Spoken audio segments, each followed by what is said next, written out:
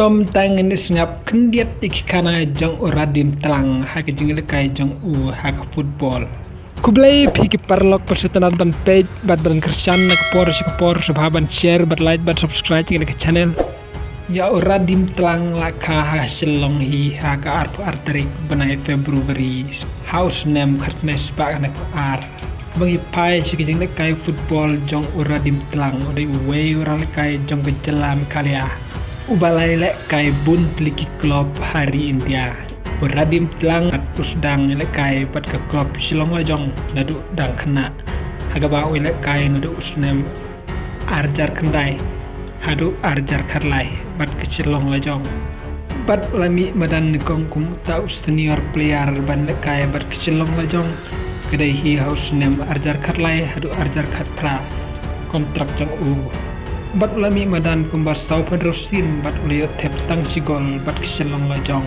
Dre house name arjar karsau kanot East United FC klesimno dakaram na keselong lajong. Kenang ban kai haka Indian Super League bat ulami badan tang cisin hakito ke por. Dre house name arjar katpra arjar pau kanot East United FC klasoi pura ban long unong lekai papura jangko klub North East United FC.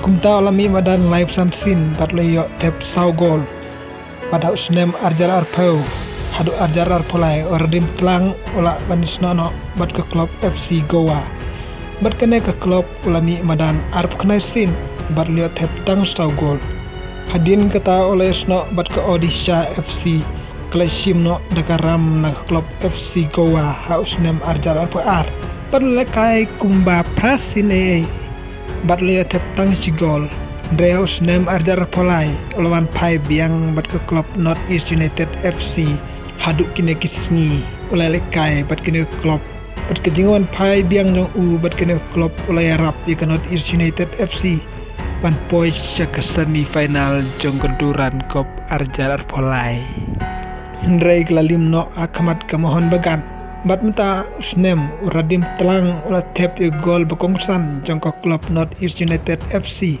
hak semi final jang keduran kop arjar arsan persya ya keselong lajong FC ha Jawa Halneru Stadium ha Selong kejing tep gol jong kebala penelong kenhun jang North East United penyorung sika final jang keduran kop arjar arsan bat ke North East United FC kelai kun persya bat ke Diamond Harbour bat gelap penlim ya ke Diamond Harbour dan riulah sigol haka final jong keduran kop arjar arsan kumta uradim telang ulah yop an job arsin ya keduran kop kawai bat ke FC Goa house name arjar arpawai bat kawai bat ke North East United minta usnem arjar arsan Dre bat ke silong lajong oleh job tangga ya ke Mekalia Invitation kop house name arjar kadreo Kublai pun babila pendut puara ke channel jangan part ngisi pada kawai per video.